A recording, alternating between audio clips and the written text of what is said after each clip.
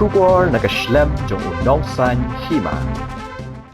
Dr. Rabberlang Ladu Ubulong District Immunization Officer ka East Khasi Hills District.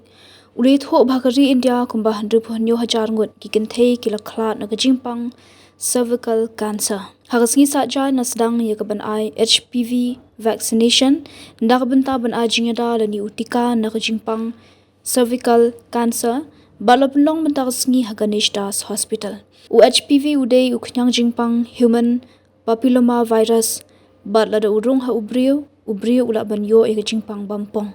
Kani jingpang ka kham kata bhai ki kinthei bakila banyo e cervical cancer. Dr. Rabberlang ula pinte bayuni utika la banyo na ki hospital ki CHC PHC bapher po ka jila Meghalaya. Ulo kenturo ikikme kikpa bakinwan ban ayu ni utika ikikun kinthei jongki ki bahaka karta banado khat sausnam knang bakin yo ayu ni utika banyada na kani jingpang ka bashirkhei hagani gasngi basdang ban ayu ni utika hapo gajila layo ban ay shaki khandai ngut ki kinthei ki balongru shibanta ban pinshlur yakiwei bakide ban shim yu ni utika ban yo e gajingada.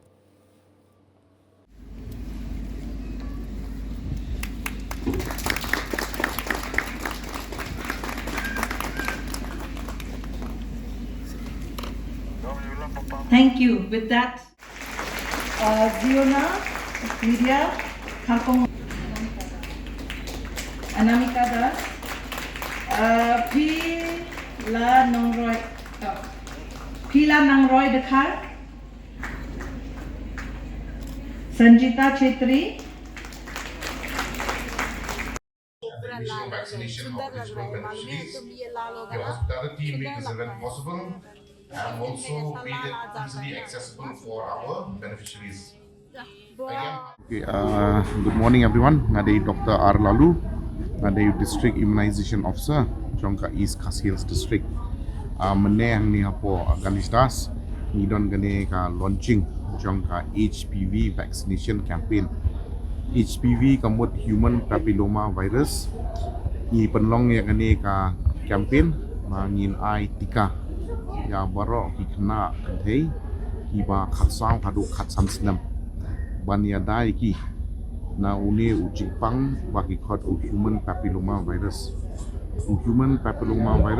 de we yang jipang ubala pan penyo lada urung hakamet kan kibriu ila pan penyo ya kan jipang cancer ya kan jipang pompong kanile ka kham ta ba ya ki kanthei hakabaki yo eganika cervical cancer banyada ya ki kenthei nakani ka jingpang ni penlong eganika HPV vaccination campaign ya une utika pila banyo anaki hospital PHC CHC ki bapher apo kejela jungi haba pigi wan shim une utika ki khna ki di man lang bat ki ni ki pa bat kini banwan raru kanu ka jing sakhi kum ka birth certificate ne ka Aadhaar ne ka school certificate tang mangin duptip ya ka reta jongki na tenga kentu ya ki longme ki longpa